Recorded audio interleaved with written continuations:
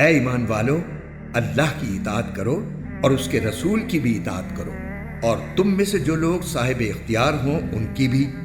پھر اگر تمہارے درمیان کسی چیز میں اختلاف ہو جائے تو اگر واقعی تم اللہ اور یوم آخرت پر ایمان رکھتے ہو تو اسے اللہ اور رسول کے حوالے کر دو۔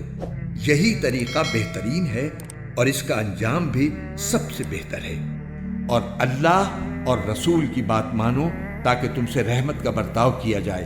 جو رسول کی اطاعت کرے اس نے اللہ کی اطاعت کی، اور جو اطاعت سے منہ پھیر لے تو اے پیغمبر، ہم نے تمہیں ان پر نگراں بنا کر نہیں بھیجا کہ تمہیں ان کے عمل کا ذمہ دار ٹھہرایا جائے۔